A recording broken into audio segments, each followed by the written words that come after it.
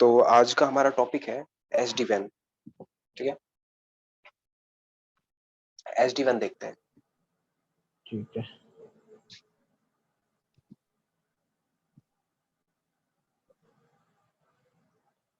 SD van मतलब इसकी full form देख लो। सबसे पहले तो सॉफ्टवेयर डिफाइंड वैन, सॉफ्टवेयर डिफाइंड वैन नेटवर्क, वाईडी नेटवर्क, सॉफ्टवेयर डिफाइंड नेटवर्क है हमारा ये एसडी वैन। तो नाम से पता लग रहा है, देखो सॉफ्टवेयर डिफाइंड, इसमें कुछ ना कुछ सॉफ्टवेयर अप्रोच लगेंगे। क्या लगेंगे? सॉफ्टवेयर अप्रोच लगेंगे। वो हम देखते हैं कि वो कैसे हैं, क्या है, क्यों है। देखिए, अभी मैंने सिर्फ इसका नाम का थोड़ा बहुत आपको लिंक बताया है। अभी हम थोड़े बहुत एसडी वैन में कंप्लीट एंट्री करेंगे। तो लेकिन ये एसडी वैन का जो एक कॉन्सेप्ट है, ये सॉफ्टवेयर अप्रोच क्या है, उससे पहले, उन चीजों को डिस्कस करने से पहले आपको हम ले चलते हैं ट्रेडिशनल नेटवर्क पे। तो ये जो हमारा ट्रेडिशनल वैन था, एसडी वैन तो ठीक है, ट्रेडिशनल वैन पे लेके चलते हैं। जब स्टार्टिंग में हमारे पास वैन आया था, या फिर देखो, वैन जब स्टार्टिंग हमारे पास वैन आया था, उसका पर्पस क्या था, वो क्यों यूज किया जाता? ये आपका कोई ब्रांच है, ब्रांच वन, और यहाँ पे कोई ब्रांच टू है, इसकी कोई भी कंपनी है। ठीक है, अब इन दोनों को आपस में कनेक्टिविटी करानी है, तो आप क्या करते थे? वैन कनेक्शन लेते थे। वैन में भी क्या करते थे, एक एमपीएलएस आपका ट्रांसपोर्ट होता था, ये वैन का। ठीक है, और यहाँ से आपकी कनेक्टिविटी होती थी आईएसपी की तरफ। ये आपका आईएसपी प्रोवाइड कराता था आपको एमपीएलएस। तो स्टार्टिंग में वैन का हमारा सिर्फ यही था कि आपको ब्रांच टू ब्रांच कम्युनिकेशन कराना है, ब्रांच टू ब्रांच कम्युनिकेशन कराना है। या फिर आप ऐसे भी कह सकते थे, यहाँ पे कोई डेटा सेंटर था। ठीक है, डेटा सेंटर से भी इसकी कनेक्टिविटी है। अब ब्रांच को डेटा सेंटर से कनेक्टिविटी लेनी है, तो एमपीएलएस के थ्रू जाएगा, वैन के थ्रू जा रहा था। ठीक है, ऐसे ही ब्रांच टू ब्रांच वैन के थ्रू। ठीक है, फिर डेटा सेंटर से कोई ट्रैफिक ब्रांच की तरफ जाएगा, तो एमपीएलएस जो हमारा वैन कनेक्शन है, इसके थ्रू जाता था। ठीक है, अभी भी जाता है। ठीक है, अभी इसमें अब हुआ क्या, तो इन तीनों की मतलब ये, अगर मैं, ये फर्स्ट साइट है आपकी, ये सेकंड साइट है, ये थर्ड साइट है, इन तीनों साइटों का आपस में कम्युनिकेशन किसके हेल्प से हो रहा है? एमपीएलएस की हेल्प से।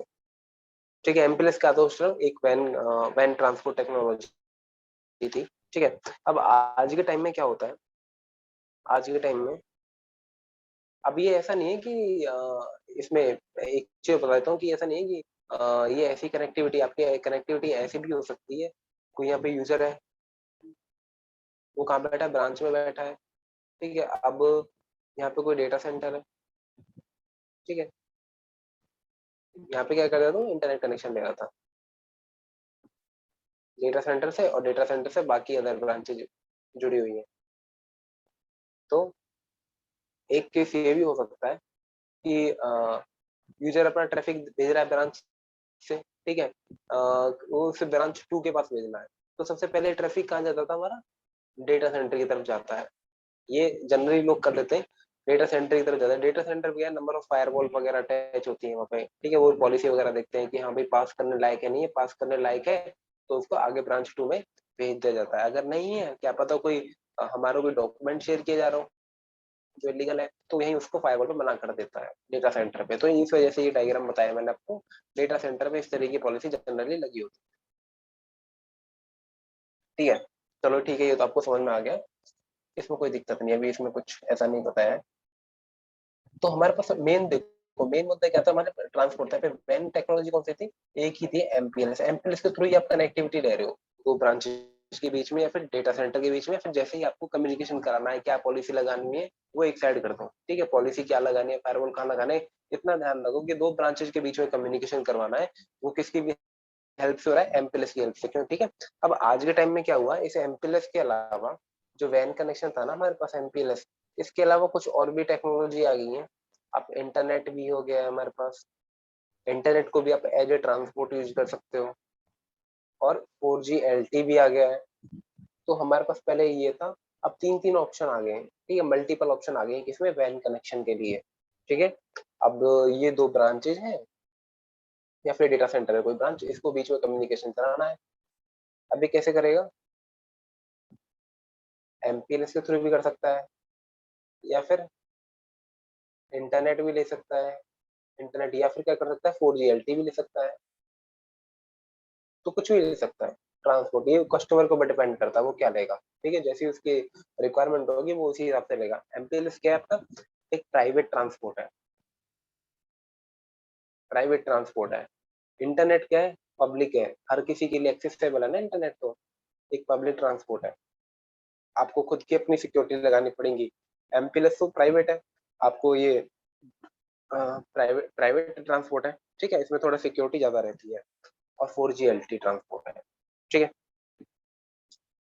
तो अभी तो हम ब्रांच टू ब्रांच कम्युनिकेशन कैसे करा सकते हैं, इन तीनों की हेल्प से भी करा सकते हैं।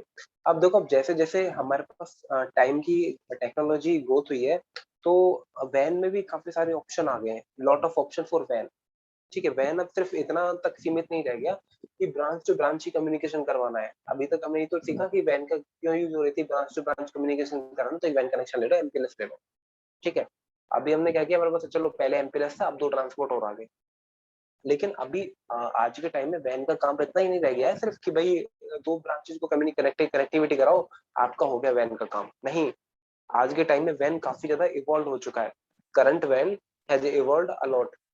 आज के टाइम का जो वैन है वो काफी ज्यादा इम्प्रूव हो चुका है, काफी ज्यादा एनहेंसमेंट हो चुकी है उसमें, ठीक है। तो वो देखते हैं क्या क्या एनहेंसमेंट हुई है।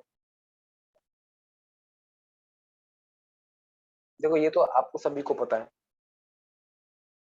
कि सारी की सारी सर्विसेज कहाँ जा रही है आजकल, क्लाउड पे जा रही है। सारी की सारी सर्विस कहाँ जा रही है, क्लाउड पे जा रही है। आपको क्लाउड कौन कौन सा होता है, AWS हो सकता है, गूगल क्लाउड हो सकता है, एज्योर हो सकता है, माइक्रोसॉफ्ट का ETC, ठीक है। तो देखो, एक डायग्राम समझाता हूँ। सबसे पहले एक यूजर हो गया आपका, फिर आपकी ब्रांच है, और ब्रांच से तो अब MPLS भी आ गया आपके पास, और इंटरनेट भी आ गया है, या फिर 4G LTE आ गया है, ठीक है। और इनके थ्रू आप क्या कर सकते हो, डेटा सेंटर को रीच कर सकते हो, ठीक है। कोई क्लाउड है, क्लाउड को रीच कर सकते हो, ठीक है। इंटरनेट भी है, अलग से इंटरनेट को गूगल वगैरह यूज करना है, ठीक है। और software as a service, MPLS से भी कर सकते हो, क्लाउड से, MPLS से क्लाउड, MPLS से इंटरनेट, और MPLS से सास पे जा सकते हो, यहाँ से इंटरनेट से भी जा सकते हो। ये सारे इन इन्हीं सारी चीजों पे आप इंटरनेट से भी जा सकते हो, या फिर 4G LTE से भी जा सकते हो। कनेक्टिविटी कराइए, मतलब कुल मिला के बात ये हमारे 4 पॉइंट है, एंड पॉइंट। अब ये भाई ब्रांच को उन चारों की मुझे सर्विस देनी है, तो वैन कनेक्शन मैंने ले लिया, कनेक्टिविटी तो मुझे करानी पड़ेगी। चलो डेटा सेंटर तो आपको पता ही लग गया क्या है, ठीक है। ये देखो सास क्या है, सैस भी बोल देते हैं इसको, ये है सॉफ्टवेयर एज ए सर्विस,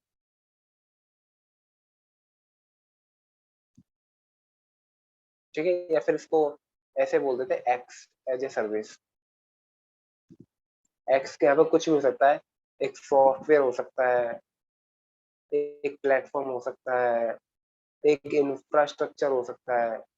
तो सारी की सारी चीज आपको एज ए सर्विस मिल रही है। आज के टाइम में क्या है, इंफ्रा भी आपको एज ए सर्विस मिलता है। एज ए सर्विस का क्या मतलब है, एज ए सर्विस का मतलब है कि हम उसके लिए कुछ पे कर रहे हैं, सर्विस ले रहे हैं। अब प्लेटफॉर्म है, आपको अपना एक ऑफिस लेना है, अब आपका मूड है कि मुझे एक ऑफिस खोलना है, अपना एक कंपनी लेनी है। अब आपके पास जगह तो नहीं है सर्वर वगैरह रखने के लिए, तो आप क्या करोगे, पूरा पूरा इंफ्रा ही ले लोगे। कहाँ पे, तो किसी से ले लोगे, ठीक है, उनको बोलोगे यार मुझे इंफ्रा चाहिए और ये मुझे सेटअप करना है। तो ये क्या होगा, सर्विस दे रहे हैं, वो किसकी सर्विस दे रहे हैं, इंफ्रा की, ठीक है। अब वो कोई सॉफ्टवेयर हो सकता है वो, ये तो चलो इंफ्रा का एग्जांपल हो गया। अब कई हमारे पास सॉफ्टवेयर भी है ऐसे जो एज ए सर्विस यूज होते हैं। कहने का क्या मतलब है कि जैसे एक है आपके पास Office 365 है, Office 365 है। अब ऐसा नहीं है कि ये आपके ये तभी चलेगा जब आपके मशीन में, जबकि मशीन में जो लैपटॉप वगैरह होते हैं वहाँ इंस्टॉल्ड हो, ठीक है, सिर्फ उन्हीं के लिए चलेगा नहीं। ये क्या है, तो भाई हर किसी पर्सन के लिए यूज हो सकता है। सिर्फ क्या चाहिए, उसको इंटरनेट कनेक्टिविटी चाहिए, और वो ऑफिस अपनी मेल आईडी लॉग इन कर सकता है, ठीक है। तो ऐसे तो नहीं है पर्टिकुलर कोई एप्लीकेशन आपको अपने डिवाइस में इंस्टॉल करनी पड़ी हो, नहीं। तो वो क्या सॉफ्टवेयर है एज ए सर्विस, ठीक है।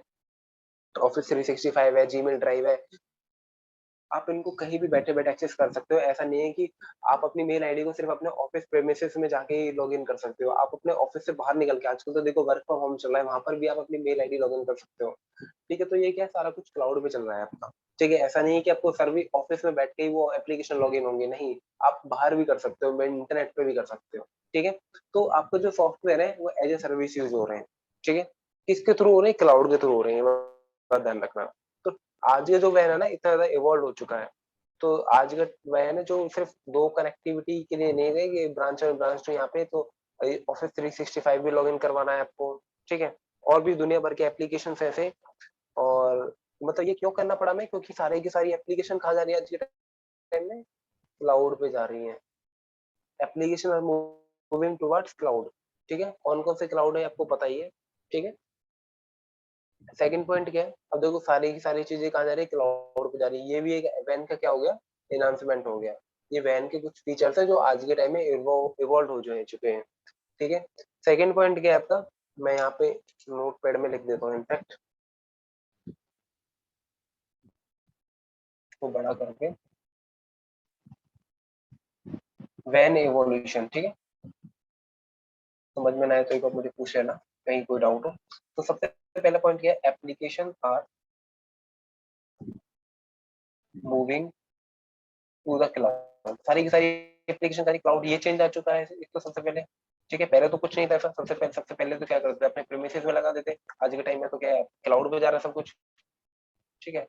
सेकंड है internet edge is moving the remote site. देखो ये क्या है, ये समझो।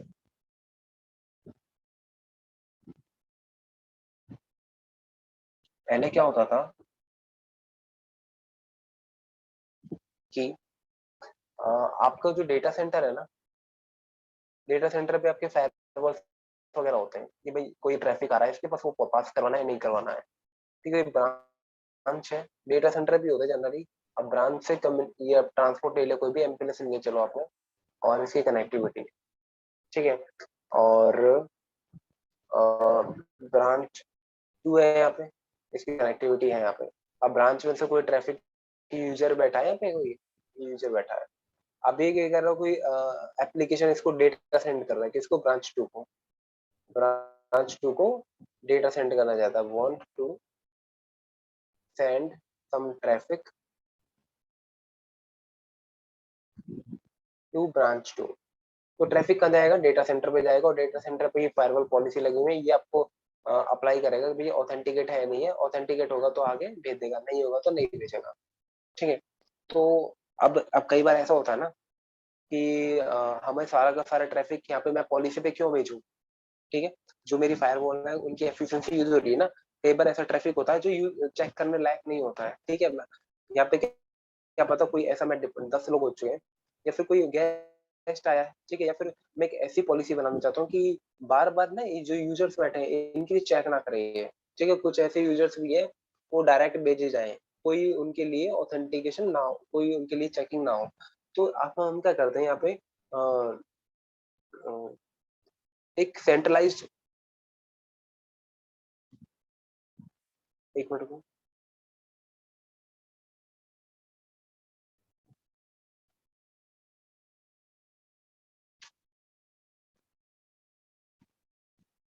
यहाँ पे होगा सेंट्रलाइज डिवाइस लगाएंगे, ठीक है। सेंट्रलाइज डिवाइस लगा सकते हैं, मतलब बीच में क्या करा आपने, कोई सेंट्रलाइज डिवाइस लगा लिया, ठीक है। ये क्या कंट्रोल करता है? ये कंट्रोल करता है टू कंट्रोल ट्रैफिक, कि भैया जो ट्रैफिक है वो डायरेक्ट एक्सेस होगा या नहीं होगा। भाई डायरेक्ट एक्सेस होगा तो डायरेक्ट उसको भेज देगा ब्रांच टू पे, अगर नहीं होगा तो पॉलिसी पे भेजेगा। ठीक है, कहने का क्या मतलब है, एक बार दोबारा देखो।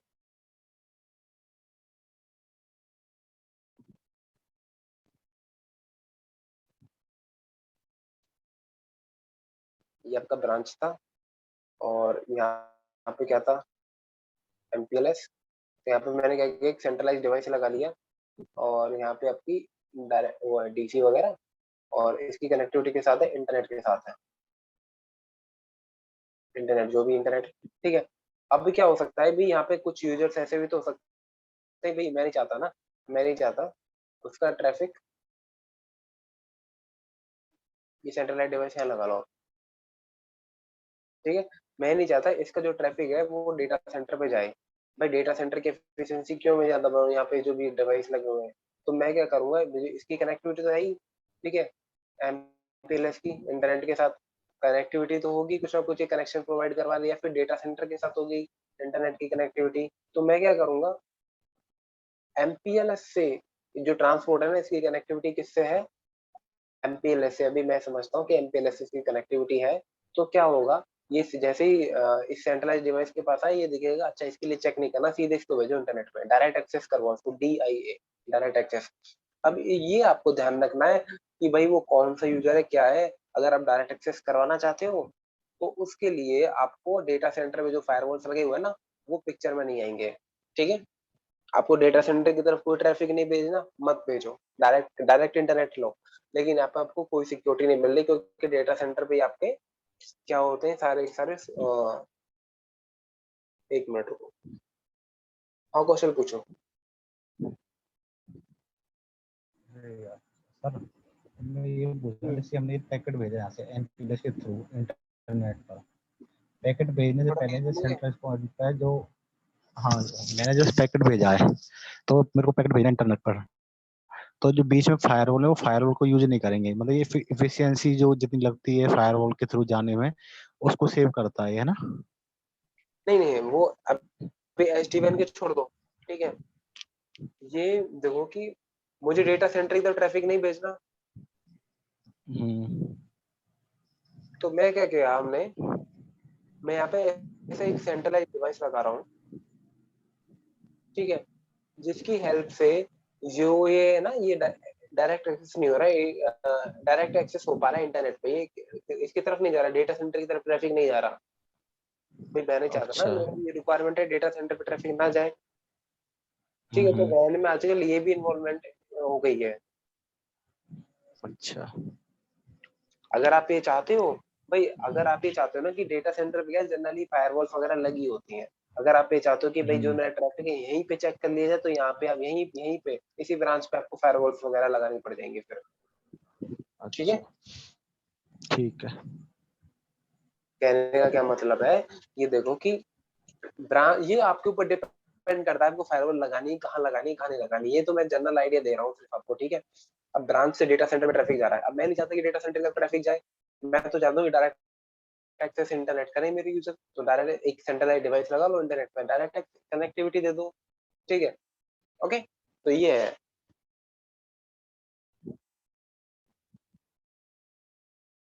फिर आपको पॉलिसी का ध्यान खुद रखना पड़ेगा, वो डायरेक्ट एक्सेस कर रहे हो इंटरनेट को, ठीक है।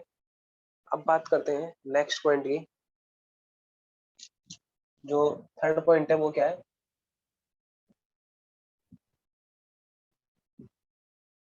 Business mobile device. इसका क्या कहना है, देखो आज के टाइम में जो सारा का सारा बिजनेस है ना, वो कहाँ होता है, मोबाइल पर होता है। आपकी ईमेल हो गई और टीम्स हो गई, तो ये आप मोबाइल पे चला गया, सारा कुछ क्लाउड पे चला गया है, ठीक है। आप ऐसा नहीं है कि आप ऑफिस में ही बैठ के अपना बिजनेस का टास्क कर सकते हो, नहीं, मोबिलिटी आ गई है पिक्चर में। एक होता है गेस्ट लॉगिन। गेस्ट लॉगिन का क्या है, आजकल जो ऑफिस है आपके उसमें वो भी आते रहते हैं, गेस्ट क्लाइंट वगैरह भी आते रहते हैं, तो उनके लिए एक, उनके लिए ये कोई ब्रांच है उसमें, इसके कुछ क्लाइंट आ गए, ठीक है, उनको भी तो फिर आपको एक्सेस देना पड़ेगा इंटरनेट का, ठीक है। इंटरनेट का वो सपोज अगर वाईफाई एक्सेस ले सकते हैं, तो उनके लिए, अब ऐसा तो है नहीं, ये तो अब उनके लिए क्या होगा, स्पेशल एक आपको गेस्ट लॉगिन बना सकते हो, गेस्ट लॉगिन बनाना पड़ता है आपको, ठीक है। ये थोड़ी कि वो क्लाइंट लगाएंगे हमारे ब्रांच की जो लैन केबल है उसमें वो इंटरनेट एक्सेस कर सकते हैं, क्योंकि पॉलिसी लगी होती है, तो इसके लिए हम स्पेशल क्या करते हैं, गेस्ट लॉगिन क्रिएट करते हैं, ठीक है। जो जितने गेस्ट होंगे, जितने जितने गेस्ट होंगे वो इसी यूजर को लॉगिन करेंगे, गेस्ट वाले को, ठीक है। और ये आगे हमारे ऊपर डिपेंड करता है, जो गेस्ट का ट्रैफिक है वो हम अपने डेटा सेंटर पे लेना चाहते हैं, या फिर डायरेक्ट इंटरनेट एक्सेस कनेक्टिविटी करना चाहते हैं, ये हमारे डिजाइन के ऊपर है। ठीक है, तो हमारे पास गेस्ट लॉगिन भी आज के टाइम में रिक्वायरमेंट आती है, क्योंकि क्लाइंट्स की आते रहते हैं मीटिंग्स के लिए, तो उनको इंटरनेट कनेक्टिविटी भी देनी पड़ती है। एक है हाई बैंडविड्थ एप्लीकेशन। देखो आज के टाइम में अगर आप किसी भी कोई किसी को कोई सर्विस दे रहे हो, तो वहाँ पे कुछ ऐसी एप्लीकेशन हो सकती है जिनको बेटर वे में ट्रीट करना पड़ता है आपको। ठीक है, जिनको बेटर वे में ट्रीट करता है, जैसे कुछ बैंकिंग की एप्लीकेशन है, ठीक है, वो हमेशा प्रायोरिटी हाई हो रहती है उनकी। ठीक है, और कुछ ऐसी बैंडविड्थ भी होती है जो हाई बैंडविड्थ चाहती है, क्योंकि उनका जो पेज है, डिजाइन है, वो काफी ज्यादा कलरफुल होता है, काफी ज्यादा उसमें रिच वेब पेज होता है वो, तो उन ऐसी एप्लीकेशन को क्या है, ज्यादा बैंडविड्थ की रिक्वायरमेंट पड़ती है। तो वैन में ये भी आ गया है, ठीक है, कि आपको आज के टाइम में इंटरनेट भी ऐसा चाहिए, मतलब आप वेबसाइट बनाते हो, उसमें दुनिया भर के पिक्चर्स होते हैं। ठीक है, तो ऐसी पेजेस को क्या है, हाई बैंडविड्थ चाहिए। ठीक है, तभी वो अच्छे से वर्क कर पाएंगे।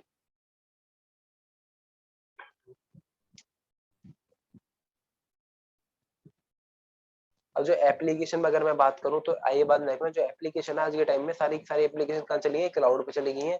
सारी सर्विस कहाँ ले रहे हो आप, सॉफ्टवेयर एज सर्विस ले रहे हो, वर्चुअलाइजेशन हो चुका है।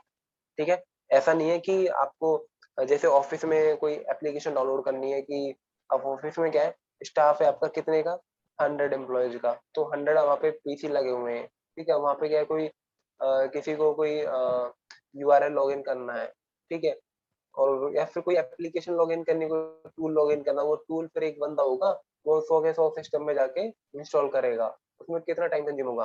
अब तो वो उसके सारा उस एप्लीकेशन को, अगर वो कंपनी कोई एप्लीकेशन क्रिएट भी करेगी, तो उसे सीधे कहाँ डाल देगी, क्लाउड पर डाल देगी।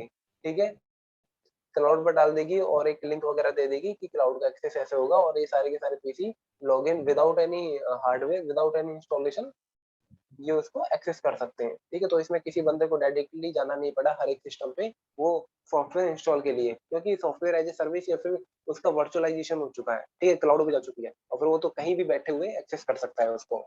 तो ऐसा नहीं है कि उसके सिस्टम में चलेगी, उसके पीसी में चलेगी, जब तक वो इंस्टॉल नहीं करेगा, फिर इंस्टॉल करेगा तभी चलेगी, नहीं। सारा वर्चुअलाइजेशन हो चुका है, क्लाउड पे है। आप एक जो भी उसका लिंक वगैरह है, उस पर क्लिक करो, जैसे भी लॉगिन वॉगिन होता है, और आप कर पाओगे। ठीक है, हार्डवेयर की आपको मतलब ऐसा नहीं है कि आपको जरूरत पड़ती है कि किसी एप्लीकेशन के लिए हार्डवेयर की जरूरत पड़े, रियल हार्डवेयर की जरूरत पड़े, आप क्लाउड पे डाल सकते हो एप्लीकेशन को अपने को। ठीक है,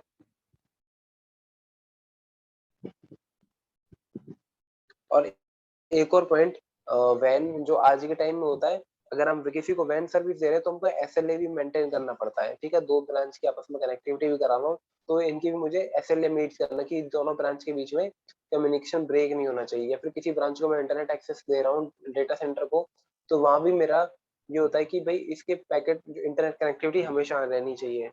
ठीक है, या फिर ब्रांच टू ब्रांच कम्युनिकेशन करवा रहा हूँ, तो हमेशा कनेक्टिविटी रहनी चाहिए। ठीक है, तो उसको कुछ एग्रीमेंट होता है कि भाई लिंक फेल नहीं होने चाहिए, एम2 चेंज हो। ठीक है, तो आप कैसे करोगे, एसएलए मीट कैसे करोगे, आपको पता होना चाहिए ना। अगर कोई लिंक फेल हो गया तो पता होना चाहिए, डिवाइस फेल हो गया तो आपको पता होना चाहिए, पाथ चेंज हो रहा है तो आपको पता होना चाहिए, एम2 चेंज हो रहा है तो आपको पता होना चाहिए। ठीक है, CP device customer premises and में आपका जो डिवाइस लगा है उसमें कोई फेलियर है तो आपको पता होना चाहिए। अगर आपको पता है तो आप क्या करोगे, उसे दूसरे पाथ पे ट्रैफिक स्विच ओवर कर दोगे उसका, ताकि उसकी सर्विस चलती रहे, नहीं करोगे तो डाउन हो जाएगा। ठीक है, तो ये सारे काम होंगे कैसे, आपको एसएलए मीट करना पड़ेगा, एसएलए एग्रीमेंट होता है वो अचीव करना पड़ेगा। तो ये भी आज के टाइम में वैन में हमारा चैलेंज आता है। ठीक है, ये भी है कि आपको एसएलए भी मीट करना पड़ता है। ठीक है, और सबसे बड़ा चेंज, देखो आज के टाइम में क्या होता है, कि ये कोई डेटा सेंटर है और ये कोई ब्रांच है। सपोज करो अभी 2 डेटा सेंटर है, 10 ब्रांचेज, अब आपकी कंपनी ग्रोथ कर गई तो 3 डेटा सेंटर और हैं, 3 और लिया है, प्लानिंग चल रही है, और 30 ब्रांचेज और। ठीक है, तो इसमें देखो, इसकी 3 डेटा सेंटर और लगाने, तो कॉन्फ़िगरेशन करना कितना ज्यादा हो जाएगा। ठीक है, मतलब एक डेडिकेटेड टास्क हो जाएगा, और ये 30 टास्क है, 30 ब्रांचेज है, ये भी प्लस में और करनी है, तो कितना टास्क हो जाएगा। अब चाहे कॉपी पेस्ट ही करना हो, लेकिन ह्यूमन एरर होने के चांस तो फिर भी है। ठीक है, ह्यूमन एरर चांस आने के फिर भी है। तो हम क्यों ना एक ऐसी अप्रोच करें कि जो ये टास्क है, ये किसी तरह सॉफ्टवेयर बेस हो जाए, ये टास्क कैसा हो जाए, सॉफ्टवेयर बेस हो जाए, जो ये हम काम कर रहे हैं ना, ये कैसा हो जाए, सॉफ्टवेयर बेस हो जाए। तो हम सॉफ्टवेयर बेस अप्रोच लेंगे, ठीक है, सॉफ्टवेयर डिफाइंड अप्रोच लेंगे। तो इन ठीक है, या फिर देखो ये टास्क है, या फिर जो बाकी के भी टास्क है ना, एसएलए मीट करना है, या फिर किसी एप्लीकेशन को हाई बैंडविड्थ चाहिए, ठीक है, किसी एप्लीकेशन को कौन सा ट्रांसपोर्ट यूज करना है, जिस भी ट्रांसपोर्ट में कम लेटेंसी हो, कम पैकेट ड्रॉप हो, उसी उसी ट्रांसपोर्ट को यूज करना चाहिए, ठीक है। तो ये सारी चीजें क्यों ना अब एक आदमी बैठेगा, इसके लिए तो एक डेडिकेटेड इंजीनियर होगा ना, ये सारी चीजें मेंटेन मॉनिटरिंग के लिए। अब उसके लिए तो कितना ज्यादा रिसोर्स यूज होगा। अब क्यों ना ये काम ऑटो खुद ही कर लिया जाए। कौन करेगा? सॉफ्टवेयर करेगा। सॉफ्टवेयर से ही करा लिया जाए, सॉफ्टवेयर बेस करा दो इस कार्य को, ठीक है, इस काम को सॉफ्टवेयर बेस करा दो, जो भी काम वो मॉनिटरिंग का कर रहा है, ठीक है, क्योंकि ऐसे लिमिट करना है और जो भी चीजें मैंने बताई अभी आपको, ठीक है।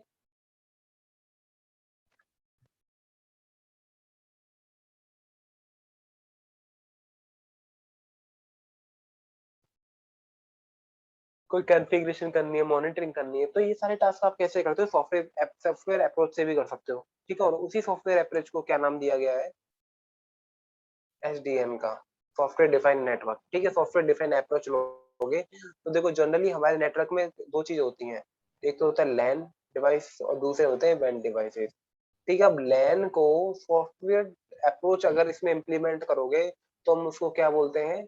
एसडी एक्सेस, ठीक है। और वैन को अगर तुम सॉफ्टवेयर बेस्ड अप्रोच इसमें इम्प्लीमेंट करोगे तो हम उसको क्या बोलेंगे? एस डी वैन बोलेंगे, ठीक है। S D access and S D वैन, ये किसमें? लैंड डिवाइस, ये फॉर लैंड डिवाइसेस, और ये किसके लिए? फॉर वैन डिवाइसेस, ठीक है। तो अभी हम देखेंगे ये वैन वाला पार्ट देखेंगे, ठीक है। वैन वाले में कि देखेंगे कि इसमें सिस्को वेबटेलर ने कैसे कैसे क्या क्या इम्प्लीमेंट किया, कैसे इनको ये सॉफ्टवेयर बेच इम्प्लीमेंटेशन करती है, ठीक है। कुछ इसमें कंट्रोलर भी आएंगे, वो हम आगे देखेंगे कि कंट्रोलर कितने होते हैं, कैसे होते हैं। अभी तक कोई डाउट? ये बताओ। नहीं है। ठीक है, ये आपको पता लग गया ना। देखो जो वैन है, वैन का मतलब आज के टाइम में इतना काम नहीं रहेगा सिर्फ ब्रांच टू ब्रांच कम्युनिकेशन करवाना, नहीं। आज के टाइम में उसके उसके कई सारे काम हो गए, ठीक है। मतलब सारी एप्लीकेशन कहाँ चलेगी? क्लाउड। देखो ये चेंजेस हुए हैं, सारी एप्लीकेशन कहाँ चलेगी? क्लाउड पे चलेगी। और बीच में आप अब आप ऐसा भी कर सकते हो कि भाई डायरेक्ट इंटरनेट कनेक्टिविटी दे सकते हो, ठीक है, अपने ब्रांचेस पे, ठीक है।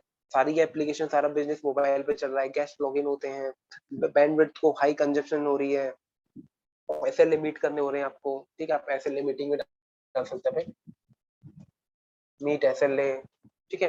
तो ये सारी चीजें आप एक अगर वैन से ऐसे जैसे करते, ये सारी चीजें आ चुकी है वैन में। अगर आप पुराने तरीके से करोगे तो आपको कितना टाइम लगेगा, ठीक है।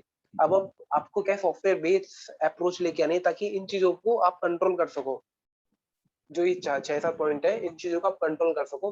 तो उसके लिए क्या है, आप सॉफ्टवेयर बेस्ड अप्रोच लेके आ रहे हो और उसी का नाम क्या कर दिया? एसडीएन। अब उसमें दो चीजें हैं, एक लैन होता है, एक वैन होता है। एक किसी भी एंटरप्राइज नेटवर्क के दो पार्ट होते हैं, एक लैन, वैन। लैन में जो भी आप इसमें लैन में देखोगे उसको हम क्या बोलेंगे? H D access. जो भी लैन में आप कंट्रोल करोगे ना सॉफ्टवेयर बेस्ड अप्रोच से, उसको हम क्या बोलेंगे? H D access. और वैन के लिए हम क्या बोलेंगे? एच डी वैन, ठीक है। Software defined verified area net. अब हम कल देखेंगे इससे आगे। डाउट तो बताओ, कोई डाउट तो नहीं है? नहीं। ठीक है, ओके, थैंक यू।